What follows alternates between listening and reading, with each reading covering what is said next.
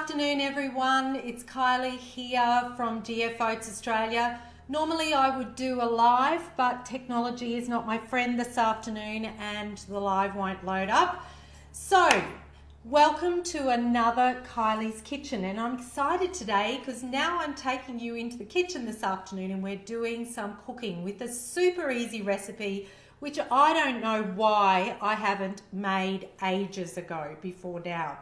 And it's called flapjacks. So if you want to know where flapjacks originated from, the name originated from the UK, actually specifically according to Wikipedia, the Isle of Man. And it's really a cereal bar. Here in Australia and New Zealand, we call them muesli bars, granola bars, something like that. So this recipe was super easy because it only had 3 ingredients. Okay, just before I get into it, a little bit of housekeeping. So if you are watching this, and it's going to be a replay today because I can't go live, please give us a comment in the comments below, say replay, and I will put in the comments below a link to our subscription if you haven't or you aren't already getting the Kylie's Kitchen newsletter. So each and every Friday we send a recipe out to our subscribers. If you do subscribe, you will get a sample copy of my gloriously free or 50 Ways with GF Oats ebook.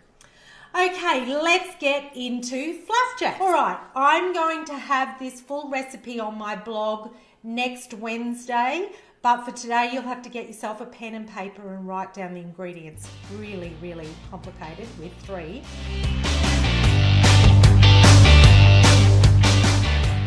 You'll need to put those 3 ingredients into a blender. Now I have a Thermomix, and for all you sisters out there, the smart ones who have a Thermomix, please put a light bulb in the comments below because we are the smart ones. But you can use a blender or mix master of any kind, anything that's going to blend those ingredients together.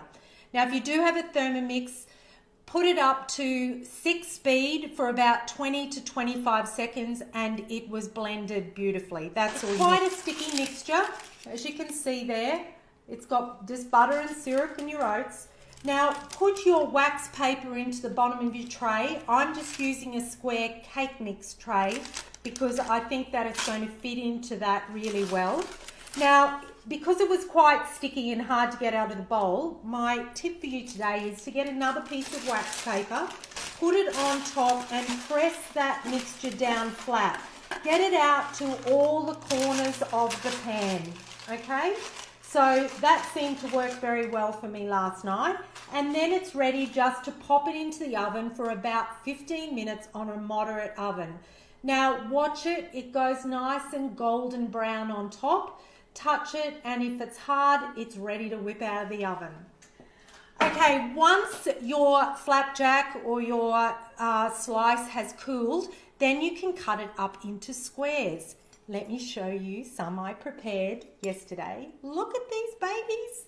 Aren't they good? So just cut them up into some nice serving sizes, and they are fantastic to just put them into bags ready for your school lunches or your snacks for the week. All right, the other tip that I have is if you are actually wanting to go up another level, actually put some dried fruit in there, some nuts, some chocolate chips, some cinnamon, really any flavors at all. You've got your 3 ingredients for your base now, so you're ready to rock and roll. So how about trying some flapjacks out this weekend? So happy cooking, everyone. Happy weekend, and I will see you on the other side. So thank you for watching today. Bye now.